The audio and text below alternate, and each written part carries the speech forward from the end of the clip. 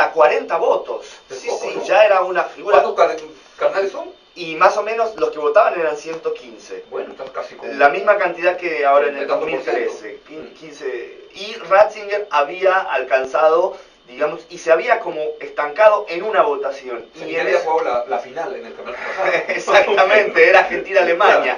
Y ahora decían que era Argentina-Brasil, porque se decía que los días previos se había hablado del obispo de Sao Paulo, el cardenal Scherer, que en realidad al final de cuentas sabemos que no obtuvo muchos votos, pero que era un poco lo que se filtraba de este mundo tan particular como es el del cónclave, ¿no? Entonces hay que interpretar los movimientos y ver quiénes podrían ser los posibles papas, ¿no? Como, conocidos como papables, ¿no? Entonces en el 2005 Bergoglio había obtenido mucho consenso y él mismo había dicho: no me voten porque quiero que Ratzinger sea el papa. Y la lectura afuera era, bueno, no quiere ser papa, no era su momento, se sentía abrumado. Y cuando llega el 2013, esto más el hecho de que él tiene 76 años y Ratzinger fue elegido con 78, se decía, bueno, si el Papa de 78 renunció y sometió a la Iglesia a esta tortuosa noticia, ¿no? Un Papa joven, un Papa al menos de 70 años que pueda tener cierto tiempo. Lo cierto es que los cardenales al final decidieron otra cosa y por eso fue tan sorpresivo cuando el Papa Francisco, bueno, primero lo anuncian, que en la plaza prácticamente parecía que habían pasado 3 moscas porque no entendía la gente cuál era el nombre del cardenal, y por otro lado cuando se... ¿Pero qué dijeron? Borgoglio, dijeron ese de Milán. Sí, no, era una sorpresa como en el 79 cuando anuncian Wojtyła, porque la gente lo sabe, cuando se transmitió en vivo, desde el anuncio pasa más o menos una hora hasta el Papa se conoce el nombre y la plaza empieza a saber quién es, hasta que el nombre, la persona el humo blanco. El humo blanco. Pero no sabe quién es. No se sabe Ya hay quién papa, pero no sabe quién es. ¿Cuánto demora hasta que ya se sabe el nombre?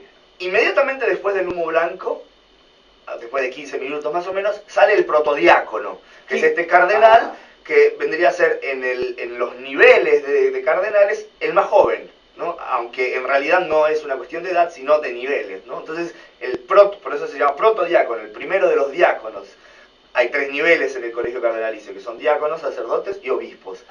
El nivel más bajo, digamos, le toca anunciar quién es el Papa. En este caso era el cardenal Torán, anuncia después de 15 minutos que sale el humo blanco quién es el Papa, en latín, ¿no? Y dice: Georgium Marium Sante Romani Quil Esie Cardinalem Bergoglium, ¿no? Entonces, realmente la plaza no se da cuenta quién es, como pasó con Wojtyła. Cuando Wojtyła en el 78 es anunciado, lo que cuentan, porque yo no había nacido ni siquiera en ese tiempo, dicen que era el Papa Negro, porque Wojtyła sonaba Wojtyła, ¿no? Wojtyła era el Papa Negro, y bueno, resultó que era un polaco, ¿no? Tambores detrás. Y después, más o menos 45 minutos después, es que sale y se asoma al balcón central de la Plaza de San Pedro, y es lo que ya vimos, ¿no? Que creo que lo hemos visto en todos los medios, de este Papa solo de blanco,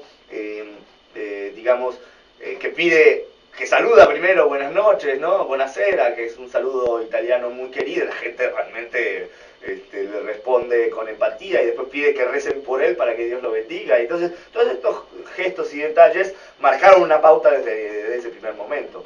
Y está marcando, es decir, lo que está ocurriendo, de repente hay gente que estamos leyendo cosas más allá de lo que en verdad Francisco puede hacer, pero se siente que hay un cambio, hay aires distintos, ¿no es cierto? Días antes de la elección, 2 días antes, había una gran expectativa de los medios. Entonces, a quienes estamos fijos ahí en el Vaticano nos llamaban, me acuerdo un periódico, el diario La Segunda de Chile, y me preguntaban, bueno, ¿la nacionalidad del Papa va a tener una influencia? Yo no me lo había preguntado y me puse a pensar de esa pregunta, ¿no? Y creo que todos podíamos llegar a la conclusión de que en una institución tan simbólica, digamos, tan rígida muchas veces, como es la institución del Vaticano, ¿no? Que quizás la Iglesia es un poco más dinámica en su interior, pero el Vaticano es como el punto extremo de la rigidez.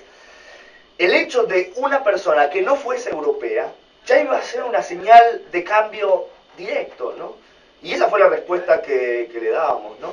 Y sin importar quién fuese, si fuese el tailandés, o si fuese el japonés, o si fuese el africano, o si fuese un latinoamericano, porque era como un cambio en el gesto, en la decisión de la elección. Por eso hay tanta expectativa, aunque el Papa mismo ha dicho, yo no he hecho tantas cosas, lo dijo en esta conferencia de prensa de Río de Janeiro a Roma. Digo, yo entiendo que hay mucha expectativa, pero yo tengo una voluntad de cambios y de cuestiones, pero todavía no he hecho mucho, ¿no? Entonces, en realidad va mucho con su personalidad, que ya marca una pauta de cercanía a la gente, y esto genera... Jesuita, ser jesuita también es un tremendo cambio, ¿no? Sí, aunque hay que decir que los cardenales lo eligen por su personalidad. Son jesuitas más conservador, ¿no? Digamos que será la derecha de los jesuitas. Hay que decir que es el jesuita, menos jesuita en el sentido, claro, de que los jesuitas cuando deciden deciden aceptar nombramientos de cargos de obispos y todo, ya no forman parte, claro, formal de la compañía, ¿no? Y de hecho, siendo obispo y cardenal, ellos renuncian a ese voto que tienen de respetar, digamos, la voluntad del Papa, porque, claro, y él mismo dice, lo dijo también en la rueda de prensa, yo no sé, ahora los teólogos me tienen que decir, porque este voto era de responsabilidad al Papa, digamos, de aceptación de la autoridad del Papa, pero yo soy el Papa, entonces ahora, ¿qué voto tengo que hacer?